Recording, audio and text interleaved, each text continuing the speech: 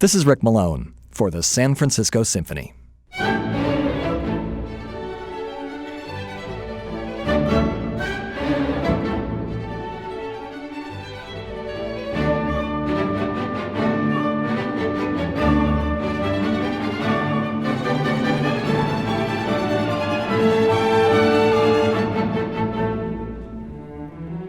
Beethoven's Second Symphony had its premiere in 1803 at a concert that could never take place today. In addition to the symphony, it included the premieres of the Third Piano Concerto and the oratorio Christ on the Mount of Olives.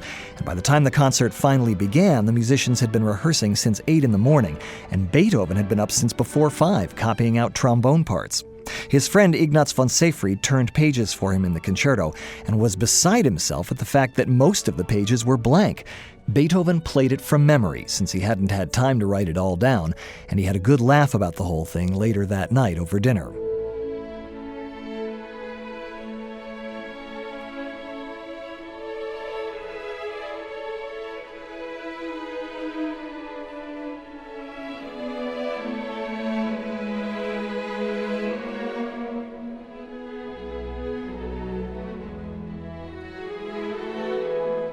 Which may have been one of the few lighthearted moments he experienced in that very difficult year. In fact, it was at this time that he wrote what is known as his Heiligenstadt Testament, a letter to his brothers in which he rails at his growing deafness and seems to be contemplating suicide. But Beethoven also knew that it was time for him to, as he put it, seize fate by the throat, and that year of 1802 turned out to be an amazingly prolific one for him. It was also the year that he began telling his friends that it was time to set out on a fresh path, the path that would lead a year later to the revolutionary Third Symphony, the Eroica.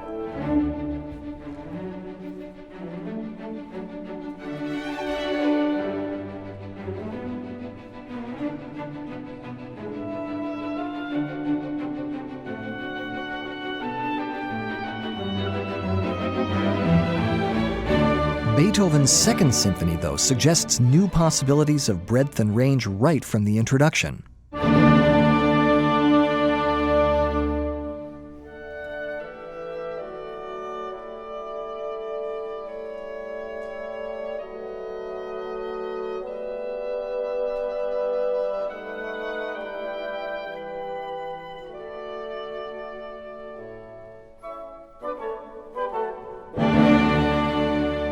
Up to this point, there had been nothing like it for sheer size, though it does have a model in Mozart's Prague Symphony.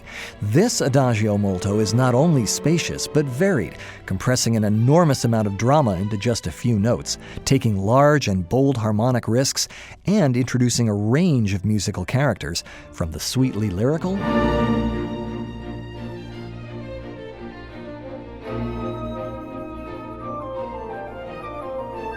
to the stern unison fortissimo on D minor.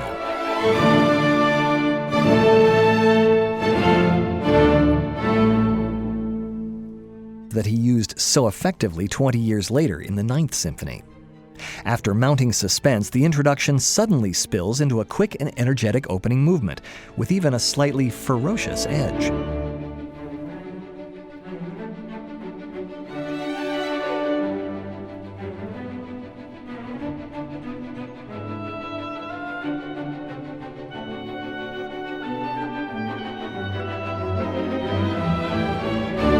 Music proceeds in a mixture of innocence and unpredictability. This section also has a broad plan,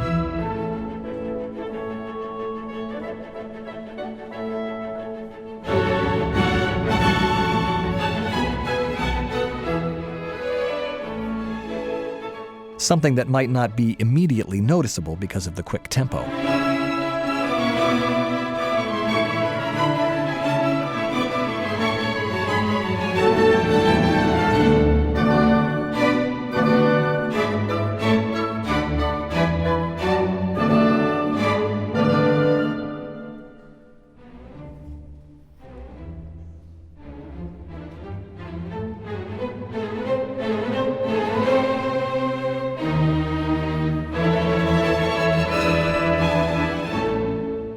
The leisurely larghetto introduces a sweetness that is new to Beethoven's language.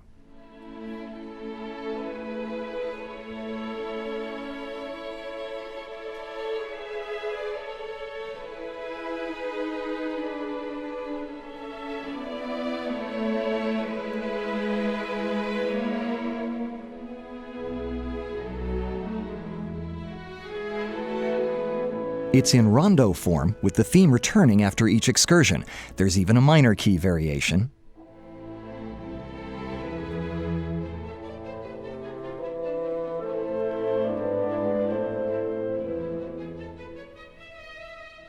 And sections that look forward to his Fifth and Sixth Symphonies.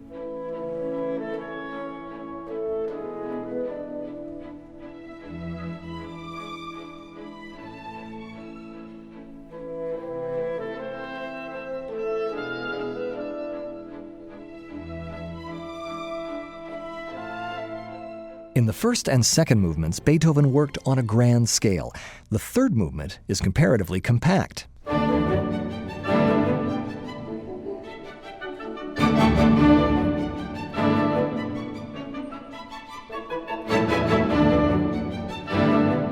In his first symphony, Beethoven still called his very fast third movement a minuet. In the second, he uses the word scherzo for the first time. Scherzo is Italian for joke, but the joke is on the minuet. It was already becoming archaic as a dance, and hardly anyone would ever use it in a symphony again.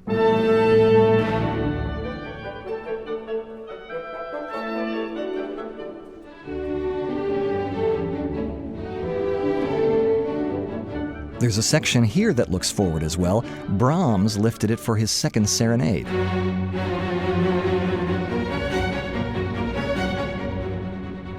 There is a popular description of Beethoven as shaking his fist at fate in his Symphony No. 5. In the second symphony, he starts the finale by thumbing his nose.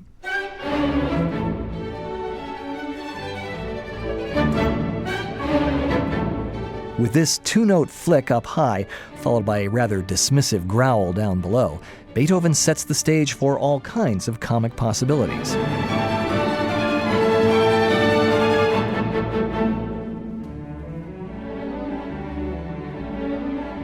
Beethoven's one-time teacher, Haydn, had established his symphonic model as two broad and expansively argued movements, followed by two shorter and lighter ones.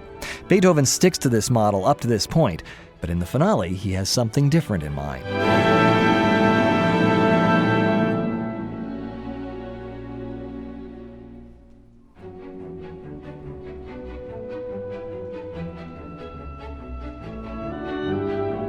He brings out a little theme that he's been keeping hidden, and it propels the movement into a coda that grows like a genie let out of the bottle.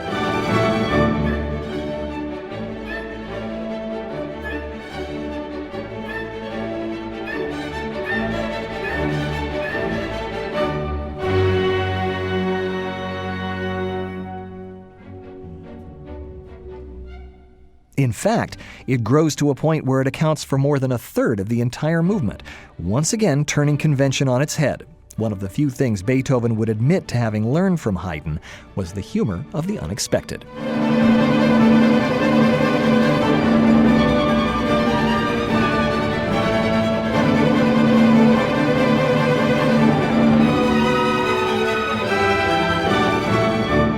The reception for Beethoven's Second Symphony was mixed. Reviewers complained that it was not only not as good as his first, but that his attempts to try new things were much too obvious and forced. But he was trying new things. We tend to think of his Third Symphony, the Eroica, as Beethoven's great breakthrough, but there is actually less distance between his Second and Third Symphonies than there is between the Second and First. Beethoven was already well on his way to defining the new Romantic era in music.